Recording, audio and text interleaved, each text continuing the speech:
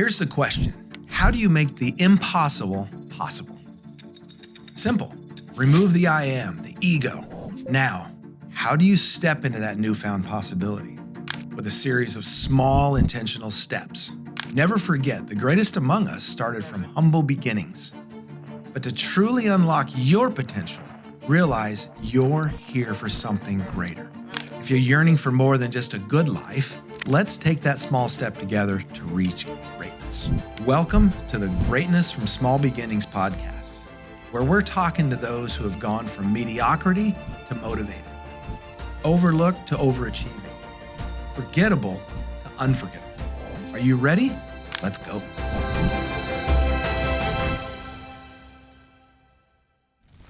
Well, hello, everybody. We are back. I hope you heard last podcast with Chris.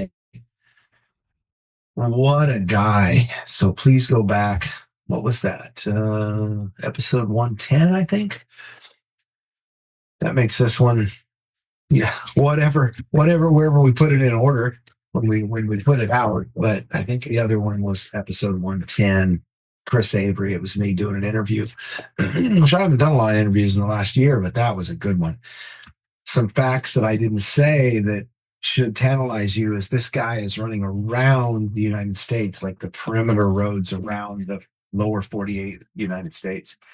And it's over 12,000 miles. He's it all out. He plans on doing it in the year of 2027. And he's running roughly 50K a day. And what I didn't do, that's a big subject that I was working on with him. And what I didn't do was ask, well, does that mean every day? Does that mean a Sunday off? What does that mean? So he and I are going to talk again. We might even do another podcast at some point to talk about what that means.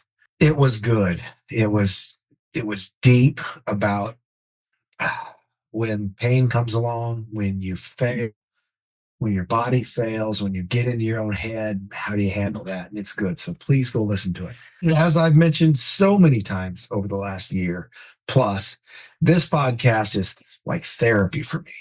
I get on here and talk about the things I am not good at or that I need to improve. And I get taught by speaking to them and looking into them and kind of doing a little bit of research. And there's much of this is already in my head. When I start talking about it, it unfolds.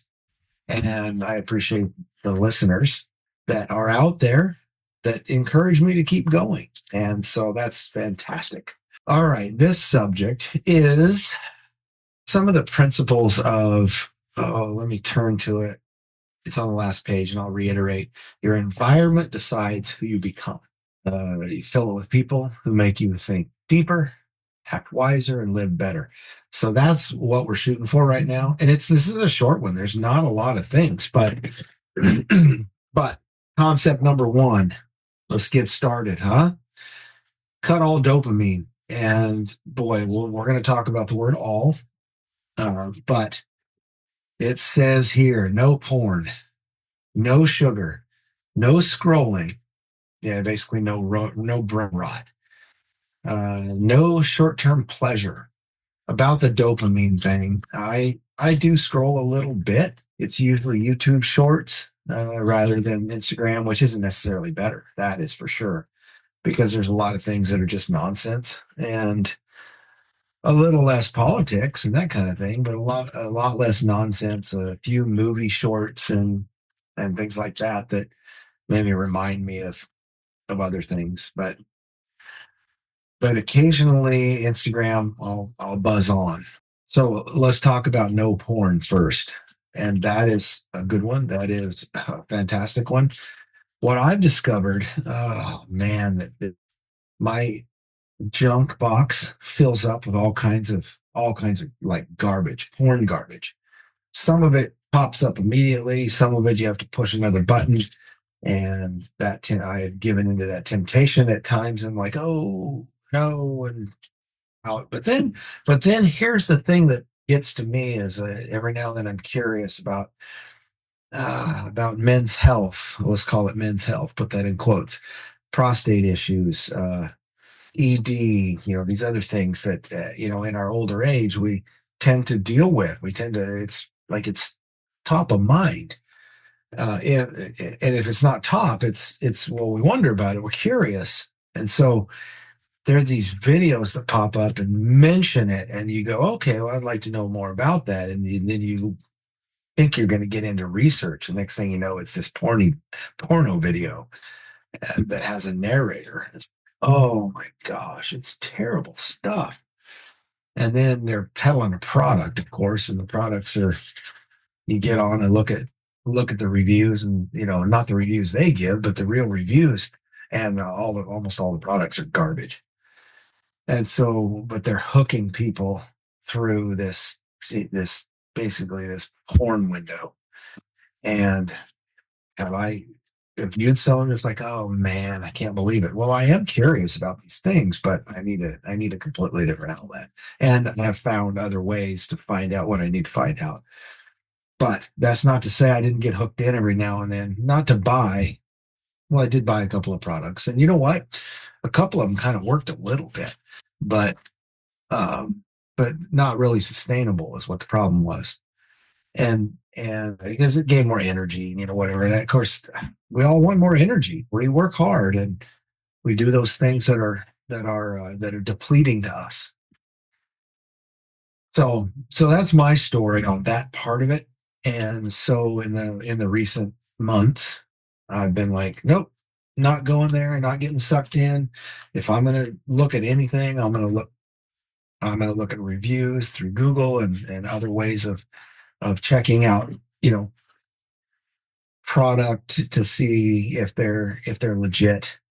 And if I'm curious about doing research, I might do some on AI. I might AI app that I have, or just on Google, and try to read articles. And then I have to use my brain because everything that's there isn't even right, isn't even good. So that's a long way to say that I have plenty of distance to go in regards to making sure that I'm clean, righteous, doing the right thing, staying out of things that I shouldn't be in on whatever platform I'm on. And I think we should all be very vigilant about that. And I'm an example of, having had some failures of a guy that's like, okay, I have to think bigger. I have to think bigger picture. So the next one is no sugar.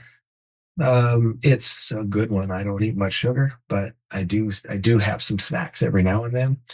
And I appreciated my doctor's approach to it. I said, man, I just crave these things. And she said, well, what if you limited it to one piece of candy, when you walk by the dish, one piece instead of a handful? Oh, isn't that progress? And she's not watering it down. and I don't disbelieve in that. We'll get to some others and they say, no cheating, no, you've got to have self-discipline, and that's the key to your success and all of that. And I say, well, also living your life also is. I'm not making excuses for eating poorly, but in general, we need to do the right things. And in general, everything, what's the term? Everything in moderation, I think is what it is. Everything in moderation, including going overboard and saying, I will never have sugar. Like, I can have honey, right? I could have other things that are sweet.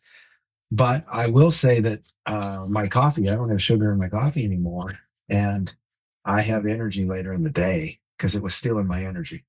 And so there is a real point to this physiologically. No scrolling. And again, I think sometimes I was telling somebody, this might be too raw for most of you, but I was telling somebody recently that I limit my time on Instagram by only scrolling when I'm on the toilet because I'm not comfortable there.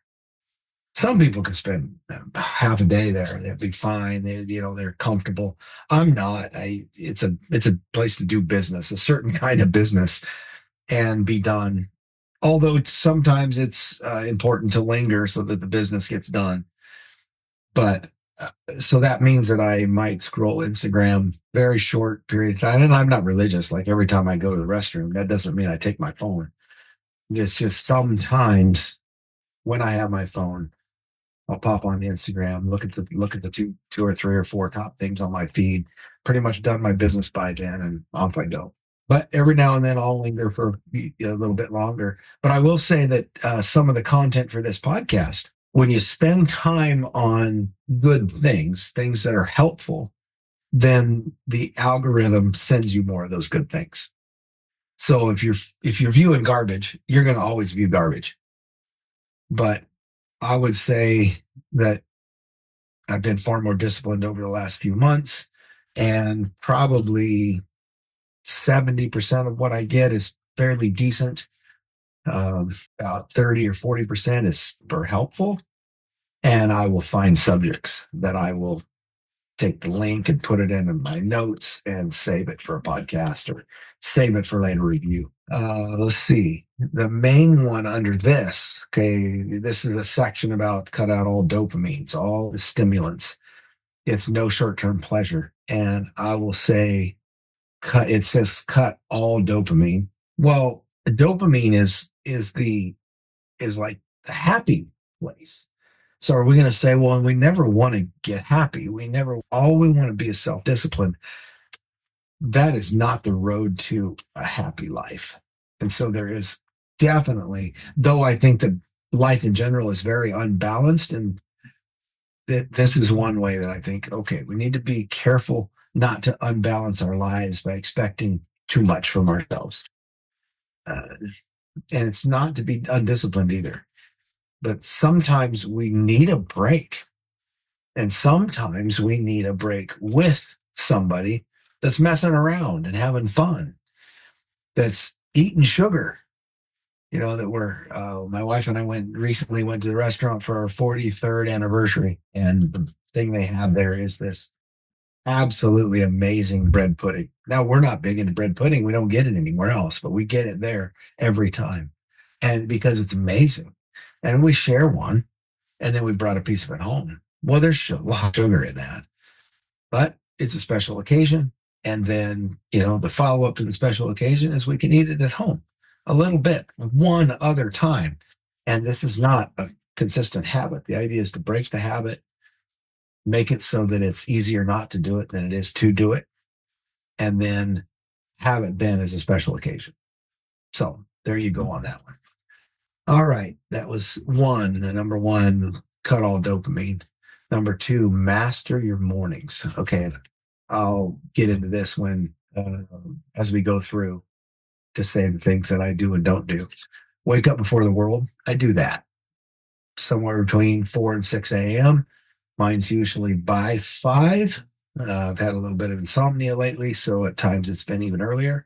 I had a couple of days when it was 3:30, and that was pretty horrible. And then get into natural light as soon as possible. Well, this time of year where I live, natural light doesn't come until after 7:30. Don't get any sunshine. Well, natural light, you can go outside and it's a little bit light at 7:30.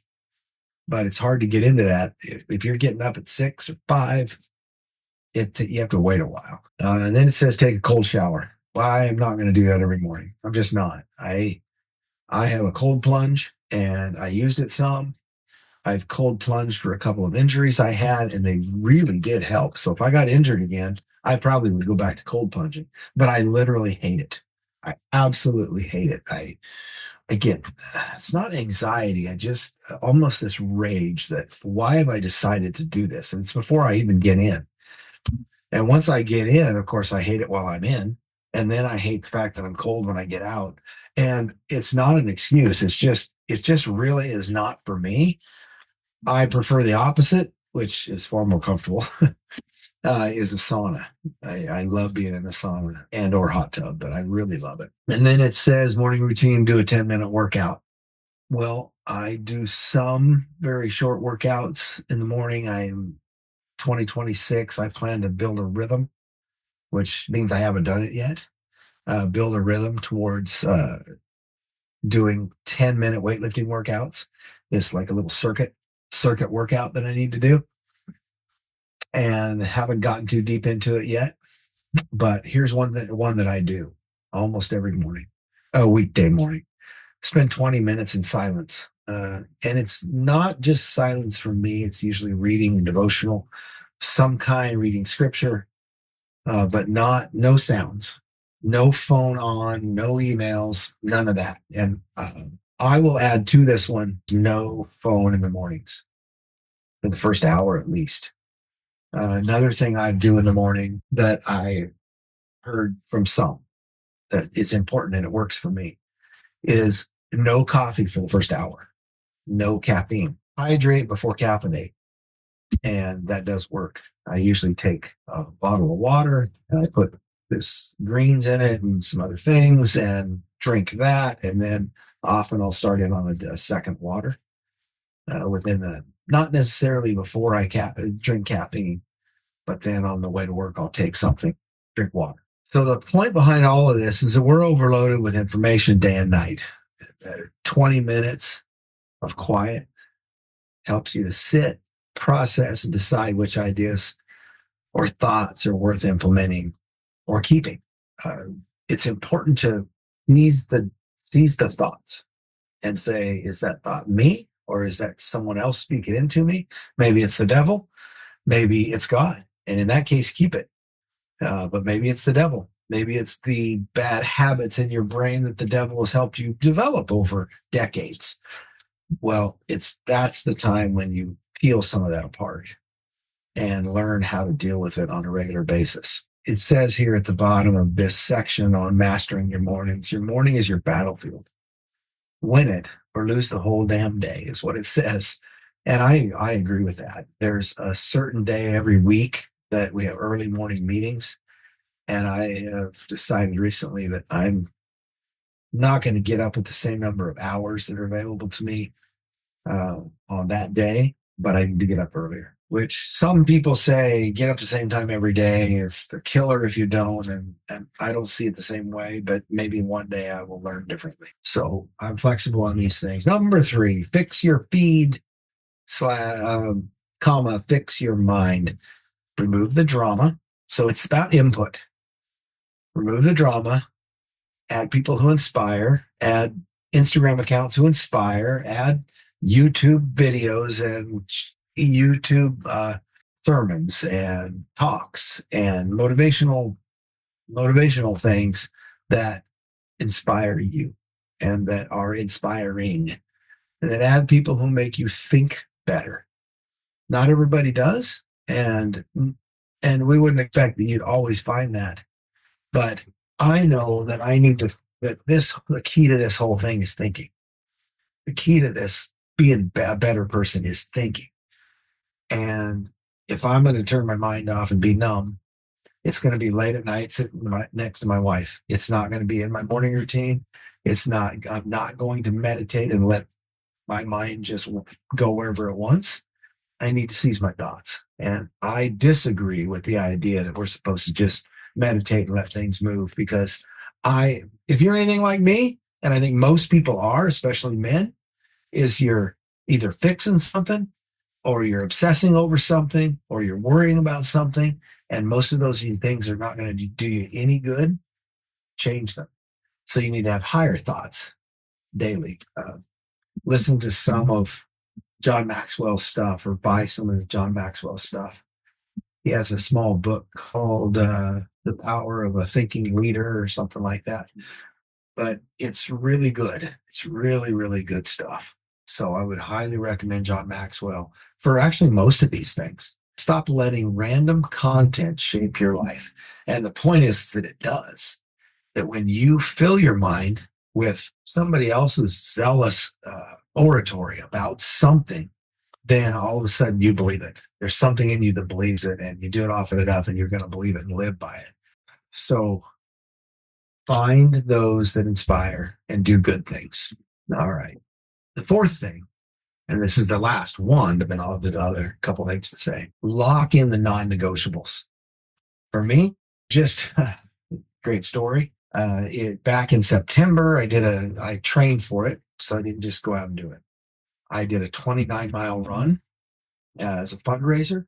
from my house to the church I go to, and raised $6,000, created some momentum back into this building fund that we had, and ended up, I didn't raise it, but another 30,000 went into the building fund after that. And then on December 21st, the building fund was done no matter what happened. And I appreciated the fact that it created momentum. So it was a fundraiser around 29.36 miles. And it's not that far to drive, but it is that far to run in a safe environment. I had to take some side roads and go a different route than I normally would driving. No doubt about it. I did that. And then 2 weeks later, I was up in Moab with my son, who was running a 240-mile race. And by the way, he did great. He cut a whole day off and put another time than he did it, maybe more than a day. And I ran 27 miles with him. So that was 2 weeks later. And then I went hunting 2 weeks after that. And I did train some for stayers and that kind of thing, because hunting, where we go, it is steep. And there's a lot of climbing and hiking, and it's rough terrain. And the good thing about it is that I was in great shape. Like, I had to go slow. We were at 7,000 foot elevation, and yeah, I have diminished lung capacity, so that part bothered me, but I never lost it in my legs. I had plenty there, which is very cool. That's from all the running. Then I took some time off. I thought, oh, I'll take a month off, let my body recover from all that running, or I did in 2026, and ended up being 7 weeks. I should never have done it. I started feeling bad. It's weird. Running is mostly a lower body thing, you think, and then, of course, lungs and heart. I noticed it first in my shoulders. I wasn't running, and my shoulders started hurting. I've ruined my shoulders with all the work that I've done in construction over the years, and I have bad shoulders. But because I was running, I had this isometric exercise I was always doing, a higher blood flow than I normally would if I wasn't running. And it just put me at a lot better level. That's not to say they never hurt, but it put me at a whole different level. And then I signed up for a 50K that's coming up. And so I got back to running, and it took me, I think in the third week back, I finally did a 6-mile run where I went, okay, I'm back in shape. Had I taken an 8 to 10 weeks, 12 weeks off, it would have taken at least another week or two to get back in. But I was glad it was only 7, and that I'm back in shape now. And I love that. I'm training, like I said, for a 50K, and I don't know how I'm going to do. There's a lot of travel coming up and that kind of thing. And so I'm wondering where I'm going to get the miles. And this weekend, I was going to do a really long run tomorrow. Ends up, I'm going to have to break it up into 2, maybe 3 shorter runs to get the same, more miles on tired legs. So I'll have to put some back-to-backs together. And honestly, I've done a couple of back-to-backs recently, and it has been very hard. It's been good for me, but it's been very hard. So it's also helped me figure out what's going on with the vitamins I take, and which ones are helping.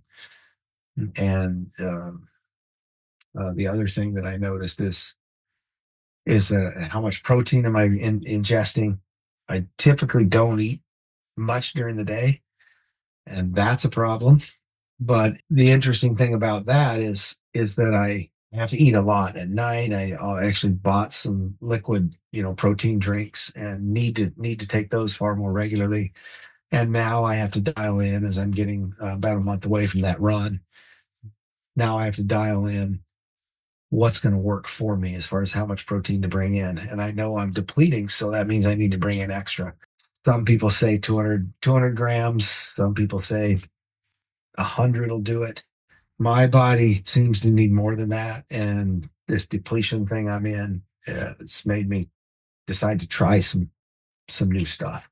So anyway, it's a work in progress, right? But the non-negotiables for me, as I said, never again. Unless I'm injured, I'm going to at least go out and walk. I'm going to at least go out and get my heart rate up and my lungs. But I'm thinking 20 years from now. Between now and then, I'm planning on running. I want to do a 50 miler this year sometime. And then I would like, before I'm 65, and I'm 62 now, before I'm 65, train and do a 100 miler somewhere. And I want to do hard things. And I'd like to maybe do some fundraisers in the process, because that was pretty amazing how that one went. All right. So lock in your non-negotiables. So for me, non-negotiables is to run regularly. I already said that I'm in 2026. I want to get in the habit of doing this 10-minute circuit workout to keep my muscles, upper body in particular, in better shape. And what they put on this thing is go to the gym every day. I'm not going to go every day. I'm not going to do it. If I'm not training for an event, 3 days a week running is good. And then maybe the other 3 days a week, the 10-minute workout. I don't need to overdo it. I just don't need to. And I don't need to spend all of my energy, because energy is precious right now to me. I don't need to spend all of my energy doing that. I need to put it into what my calling is, what I'm going to do to make my life amazing and have impact. I want energies to do that. So if I'm in the gym working out an hour or two, it doesn't necessarily provide all that. And that's not to say there won't be times when I do those things. When I'm training something, or I'm trying to heal a particular muscle group or improve a particular muscle group because I'm out of balance. Of course, there's times for these things. And I think that's where being smart and being a thinking person, like being the advocate for your own body, very important. But more important is what's coming next is input, reading minimum 10 pages, or for me, the last 33 years of reading scripture. And I can't go without it now. It's not only easier to do it, it's nearly impossible not to want to. It's nearly impossible. 33 years, maybe missed 100 days in 33 years. I don't know how many years that days that is. It's it's over 1,000. I don't know, but I haven't missed many days. No, over 1,000. It's like 30,000 anyway. I'll do the math on it at some point. And then it says clean eating, and it says no compromises. Well, I don't believe in that necessarily. No compromises. Clean eating daily, yes. But even The Rock, Dwayne Johnson, his cheat day is Sunday. He does one meal on Sundays, and he just does whatever he wants. And for him, that's a healthy rhythm. So you have to find your own rhythm. But it does say no flaking. Discipline is your new idea. And I agree with that, but I would use a different word. In Galatians in the Bible, there's a list of what they call the fruit of the Spirit, and there's 9 of them: love, joy, peace, patience, long suffering, faithfulness, goodness. I'm missing another one, but then the last one, the 9th one, is self-control. And that one is very different than the rest. The rest of them are touchy-feely. They're like, sound like really good, wonderful things. And then it says self-control. And I heard a sermon from a guy on that said that self-control, that the others are the branches of a tree, and self-control is the trunk, that you don't get the others without self-control. And he kind of implied that the reason it's last is because it supports it all. And I'm like, I've never heard that before. I thought it was a tag on the end. Oh, it's a nice little list, and then you throw in self-control, and it sounds all great and dandy. But he's saying no, self-control is the most important one, because you don't get any of the others. You don't get love, joy, peace, long suffering, faithfulness. You don't get any of that if you're not self-controlled. So I thought that was a great point. And so instead of discipline, I would replace the word, especially because it's biblical. I would replace the word with self-control, because a thinking person is self-controlled. A disciplined person doesn't necessarily have to think. They set in the calendar, and they have to be above failure. That's for sure. And they have to be They have to be disciplined to do the thing they've committed to do, but it doesn't necessarily mean that they are self-controlled in their life as a total. If you're disciplined, you can still be very unself-controlled. You can lack self-control relationally. And I actually know some people like that. So they are very frustrating people. But if they have the fruit of the Spirit, with the trunk, the important part being self-control, they're going to be better. So are you.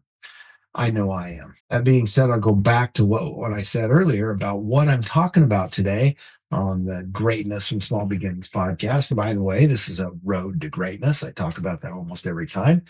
How do we get to greatness? We try. We do things that are intentional. We think deeper. It says your environment decides who you become. That is true. Fill it with people who make you think deeper, wiser, and live better. And not just people. Fill it with input. That is a lot of people for sure, that fill it with input in those three areas. You think deeper, act wiser, and live better. And that means intention. Right. I'm going to go back to my place where I store all these ideas. And I'm going to say, quote, Zig Ziglar. Someday I get to heaven, I'm going to meet this guy and I'm looking forward to it. And he's going to say some things that I will recognize because he had a few things that he did every time. Fantastic. Things like that. All right. A quote from Zig Ziglar. You were designed for accomplishment. Yes, you were. Engineered for success and endowed with the seeds of greatness. Last week, talking to Chris Avery, we talked a lot about greatness, and that's what he said, is that he believes that everybody has greatness in them. And to some degree, we need to seize it. We need to do the thing that's great because we were meant to do it. And that's why he's running America. He said, well, several people have run across. Some people have run across and back, but nobody that I know has run around.